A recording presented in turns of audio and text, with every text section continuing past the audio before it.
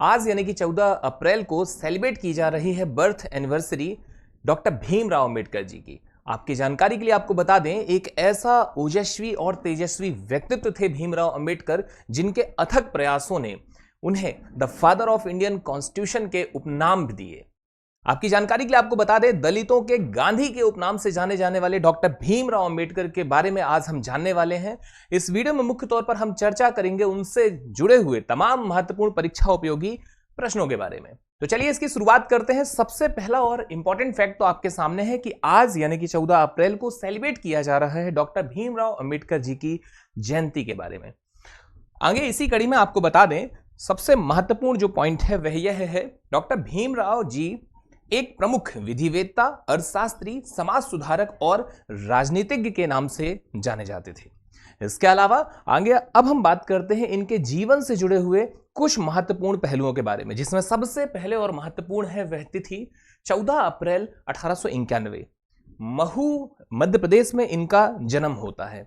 आगे चलकर 1907 में मैट्रिक की परीक्षा उत्तीर्ण करते हैं और 1912 की तिथि आते आते बॉम्बे विश्वविद्यालय से उन्होंने बीए की एक डिग्री प्राप्त की। इसी कड़ी में आगे हम देखते हैं, वर्ष आता है 1915 का और 1915 में कोलंबिया विश्वविद्यालय से वे एमए की डिग्री प्राप्त करते हैं। इसके अलावा 1916 में भारत में जातियां, उनकी क्रियाविधि, उत्पत्ति और विकास पर एक शोध पत्र पर वो काम करते हैं और उस शोध पत्र को प्रस्तुत करते हैं।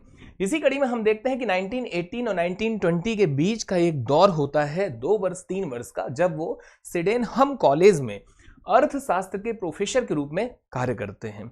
और ये मजाक नहीं है कि बस यूं ही वर्ष गुजरते चले जा रहे हैं, इसके पीछे उनका एक अथक संघर्ष है। तमाम किस्म की डिग्रियां बटोरते हुए, वो भी उस समय पे आप देख रहे हैं यहाँ पर 1920 के दौर में वो जा करके एक कॉलेज में फॉरेन कंट्री में और पढ़ा रहे हैं अर्थशास्त्र।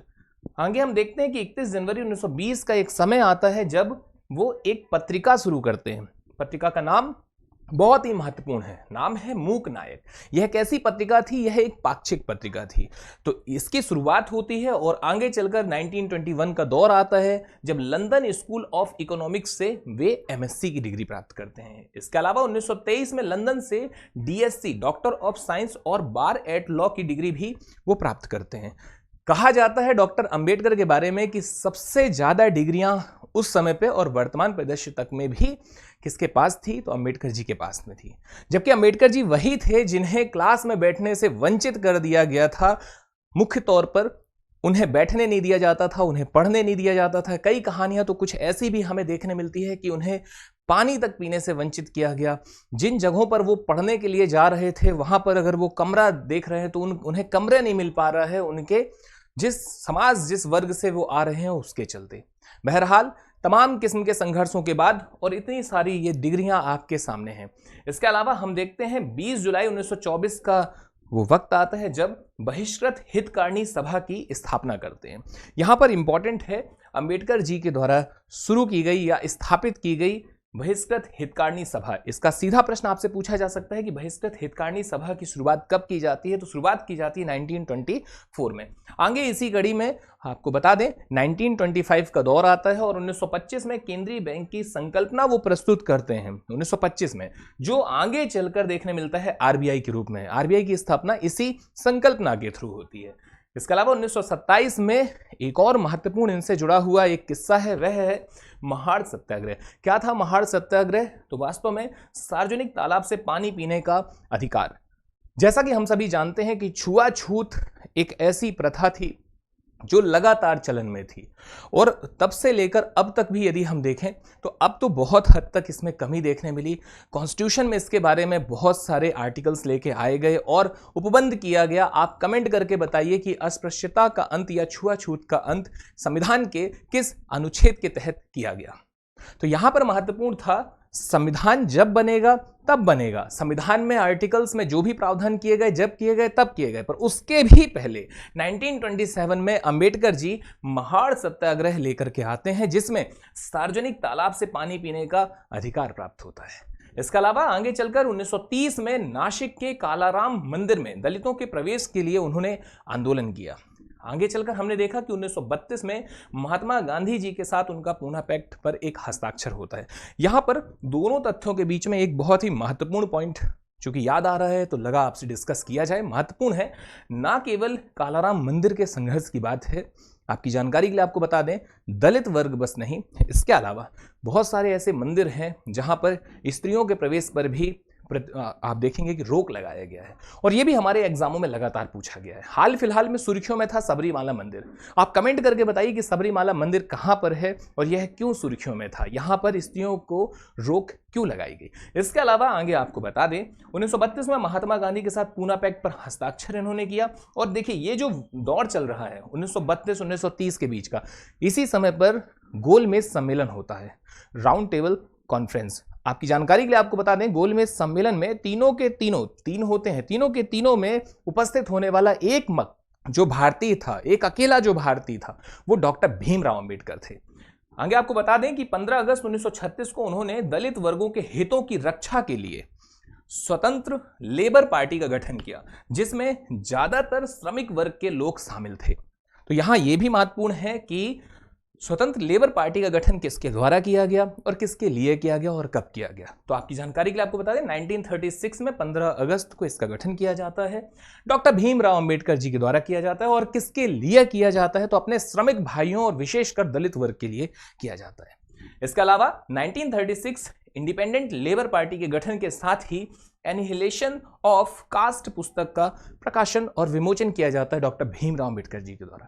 यहां पर कुछ अपने विचार आपके सामने रखना चाहूंगा, और वो विचार ये हैं, उन्हें सिर्फ और सिर्फ दलित वर्ग से जोड़ देना शायद हमारी भूल है, हमारी मूर्खता है। वजह क्या है? वजह यह है कि ना केवल दलितों के मसीहा थे, वो तो एक वर्ग ने उन्हें जोड़ दिया उनके साथ। वास्तविकता यह है कि ना केवल दलित बल्कि उन्होंने समाज के हर वर्ग के लिए काम किया, साथ ही साथ में स्त्रियों के लिए वो सबसे पहले उभर करके सामने आए।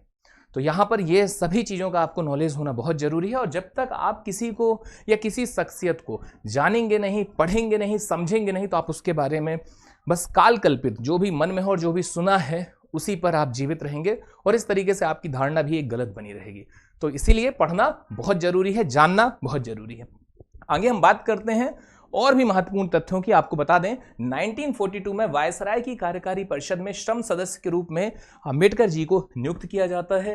29 अगस्त 1947 दौर चल रहा है 1947 यानी कि आजादी के आसपास का, संविधान की मसौदा समिति यानी ड्राफ्टिंग कमेटी के अध्यक्ष नियुक्त किए जाते हैं डॉक्टर भीमराव अंबेडकर। आगे चलकर 1947 में जब भारत आजाद होता है तो स्वतंत्र भारत के पहले कानून और न्याय मंत्री बनाए जाते हैं डॉक्टर भीमराव अंबेडकर। दौर आता है 14 अक्टूबर 1956 का। आपको बता दें अपनी घोषणा के 21 साल बाद नागपुर में उन्होंने लाखों अनुयायियों के साथ बौद्ध धर्म को अपनाया।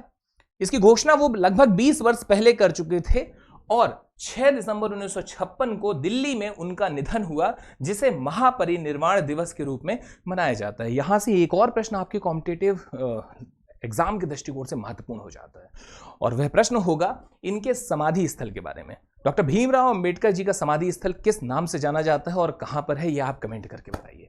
साथ ही साथ में आपको बता दें वर्ष 1990 में उन्हें भारत के सर्वोच्च नागरिक सम्मान भारत रत्न से सम्मानित किया जाता है। तो ये तो तमाम बिंदु थे अंबेडकर जी के जीवन से जुड़े हुए।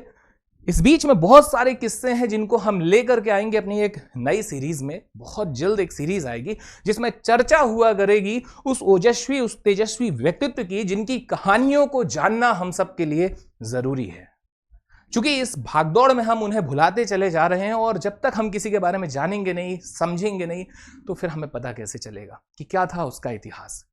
आगे आपको बता दें अंबेडकर जी की कुछ महत्वपूर्ण पुस्तकों के बारे में। आपके सामने है उनकी बहुत ही इंपॉर्टेंट किताबें, जिसमें सबसे पहले है बुद्ध और उनका धम्म, यह बौद्ध दर्शन के ऊपर है।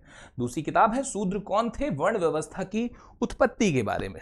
तीसरी किताब उनकी है जाति का विनाश, जाति प्रथा का विरोध को लेकर के है। और चौथी किताब जो बहुत ही महत्वपूर्ण है वह है अस्पृश्य वे कौन थे, अछूतों के इतिहास पर। तो ये तमाम जो जानकारियां थी ये अम्बेडकर जी से जुड़ी हुई थी। अगर आप इस पीडीएफ को प्राप्त करना चाहते हैं तो आप दिए हुए इस क्यूआर को स्कैन कीजिए और जुड़ जाइए हमारे Telegram channel Mishra academy Jabalpur से।